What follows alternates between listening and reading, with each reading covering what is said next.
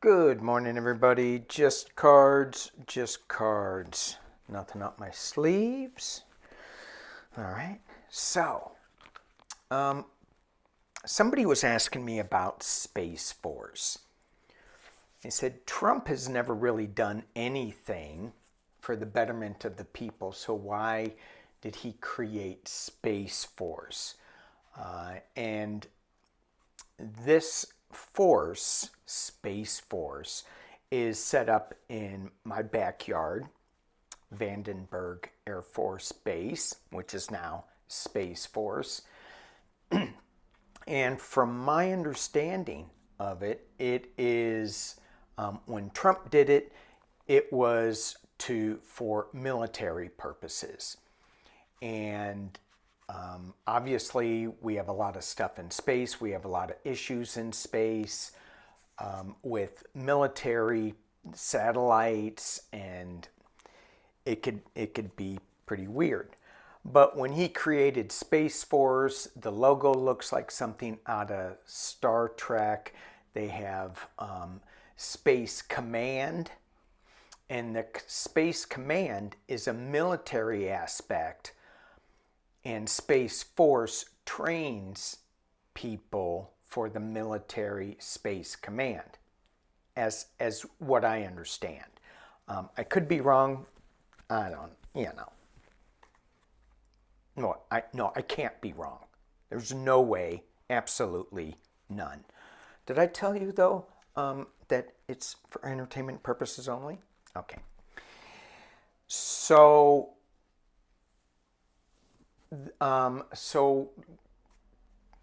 Trump, it feels like he was just doing some show of force. Vice President Harris went to Vandenberg Space Force to say, we're not going to be doing the military. Hang on one second. I'll pull it up because I wrote it. I did write it down. Oh my gosh. Just a little more professional would be good. She announced that the U.S. will no longer conduct anti-satellite missile tests in space, ending what she called a destructive practice and pushing for new international norms of space cooperation. Okay, so it sounds to me like she was alluding to the fact that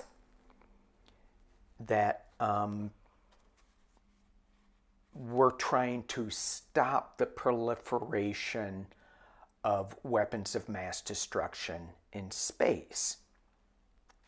And again, I am absolutely 100% correct on that. All right. So let's take a look at what this Space Force thing in Vandenberg is all about from an ET contact card perspective. Now, when I did some research on this, they said that it was to, for commercial enterprises. We're just getting a lot of information on space through Vandenberg Space Force. So let's just see. It's the West Coast launching site for rockets. So using the ET cards, there are 5 different categories: aliens, ships, stars, planets, and crop circles. Aliens represent someone seeking knowledge. Ships reflect the vehicle, or how that's going to come into the question. Stars illuminate the energy of the goal. Planets represent the situation, and the crop circles signify some advice. Now, the way the spread is, I'm going to use 5 cards, and this is the seeker, this is the question. I've already shuffled. The question is, what are we learning from Vandenberg Space Force? Is it true we're not going to be using it for military? Is there some ET contact to be made? What information can we get from the contact cards? That's the question. The conditions down here, the messengers from our guides, our ETs, our angels, the process. And this card too may also be something that we already know that we're not facing up to, okay? And then the outcome, okay? Seeker, what, Mr. Seeker? That's you, by the way, and me. Seeker, look at that, so funny. Crop circles, this is the advice. This is the messages, the guidance. And the crop circles, it's Mr. Curly Man. Now, when you look at Mr. Curly Man, for those who read tarot, kind of looks like the Fool, doesn't it? It's trust. So as we jump off the cliff, so to speak, going into space, we know nothing about it. Oh, yeah, okay, so yeah, some people say, oh no, we know a lot about it. We know nothing about it. It's very similar to our oceans. We know nothing as to what we will know in the future. So, pretty confident on that. So, there it is. Mr. Curly Man is taking us on a little journey as we jump into space. And what are the conditions? The conditions, Pluto. This is a transformation card. This is all about letting go of the past and jumping into the future. Having a little bit of trust. And the messages from our guides or from our internal compass that we're not really looking at. Ships. It's a cargo ship. And this is letting us know all about the abundance that is out there.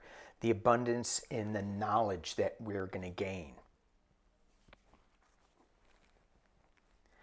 And I'm happy to see that there is no war. There is no big tower cards. Maybe I spoke too soon. All right, the process that we are going through, Earth Goddess. And when you look at this, you can see it looks like it's a little antenna. It looks like there is information coming in. But it reminds us to, in this process of exploring space, not to forget Mother Earth. Also, the Earth Goddess is letting us, is asking us to be in touch with our feminine side.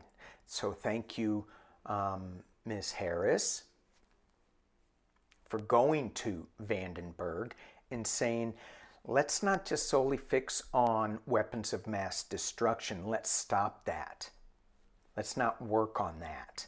Let's do something different. That may backfire, but I think that if you have a weapon of mass destruction, you're going to have another weapon of mass destruction. I mean, I'm not sure. Then you look at Ukraine and Russia, and if Ukraine had weapons of mass destruction, would Russia have violated their space? Well, then you can go into, well, if the world would have had some cojones and said, Russia, you can't do that, we certainly make a mess of things, don't we? Earth Goddess, feminine energy. You don't, and the feminine energy is you don't have to use force to get your way.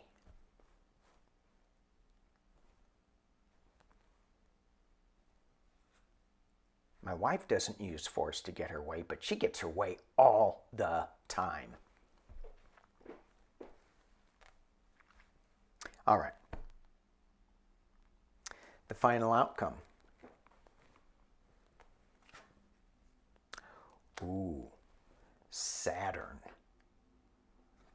Saturn. This is a wisdom card. This is knowing what we can utilize, what we can't utilize, what works, what doesn't work. This is tapping in to a little bit of the unknown, jumping into the unknown, but knowing what we don't know, not assuming, oh, we know everything. Let's just go.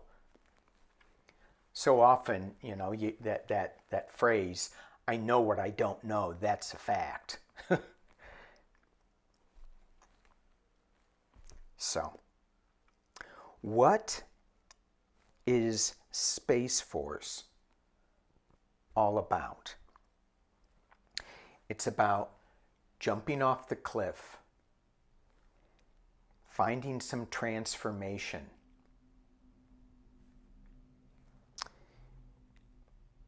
it's about finding abundance in space and in earth, balancing those out, not being forceful, not being strong, and having wisdom as we move forward with Space Force. It's not about war, it's about gaining knowledge. Thank you all for watching. Space Force.